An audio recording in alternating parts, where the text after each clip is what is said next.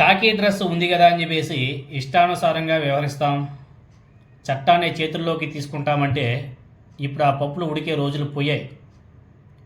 ఆ రోజుల్లో అంటే ఎవరికి ఏం తెలియదు, అంత టెక్నాలజీ ఉండేది కాదు, ఎవరు ఎక్కడ ఏం చేసినా తెలిసేది కాదు. కానీ ఈ రోజుల్లో ప్రతి ఒక్కరి మొబైల్లోనూ సెల్ ఫోన్ ఉంది.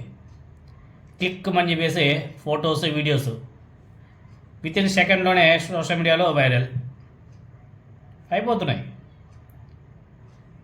కాబట్టి ఇంకా పాత రోజుల్లాగానే ఉంటాము, అలానే చేస్తాము అంటే ఆ పప్పులు ఉడికే రోజులు పోయాయి. అధికారం అనతో ఏం చేసినా చెల్లుతుందనుకున్నా ఎలా తెనాలి పోలీసులకు షాక్ తగిలింది.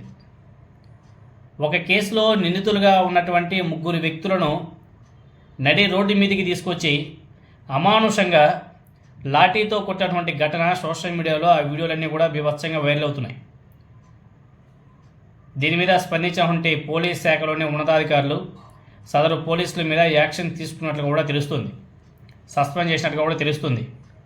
ఇంతకీ ఏం జరిగింది?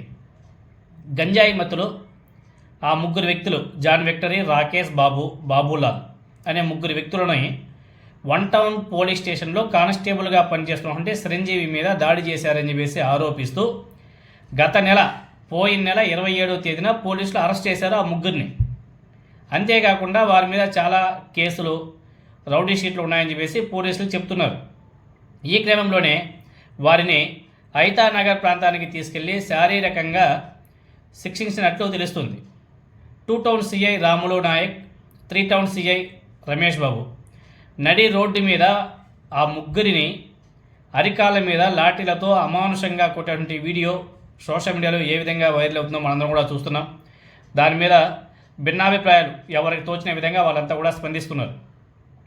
అయితే వారిలో ఒకరు దెబ్బలకు తాళలేక కాళ్ళు ముడుచుకుంటుంటే సిఐ రాములు నాయక్ బూటు కాలుతో తొక్కి పట్టుకొని ఇంకొక పోలీస్ అధికారితో ఆ అరికాల మీద లాఠీలతో బాబ్బా ఏం కొడుతున్నారంటే నా సామిరంగా పంప లేసిపోయిందిలే. ఎవరైతే ఆ 3 నిందితులు ఉన్నారో ఆ నిందితుల్లో 2 ఎస్సీ సామాజిక వర్గానికి, మరొకరు మైనారిటీ వర్గానికి చెందినటువంటి వారిగా తెలుస్తుంది. నిందితులను అదుపులోకి తీసుకుని కోర్టు ముందు హాజరుపరిచి శిక్ష అమలయ్యేలా చూడకుండా ఆ పోలీస్ అధికారులు ఈ రకంగా దాడికి దిగడం ఏంటి అని చెప్పేసి చాలామంది విమర్శలు కూడా చేస్తున్నారు.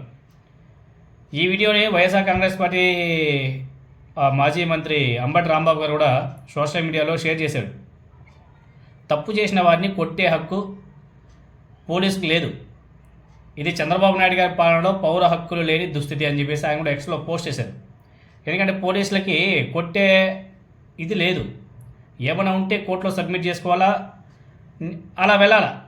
కానీ ఇదేంది నడి రోడ్డు మీద కూర్చోబెట్టి తొక్కి పెట్టి ఆ వాంపుడు ఏంది స్వామి?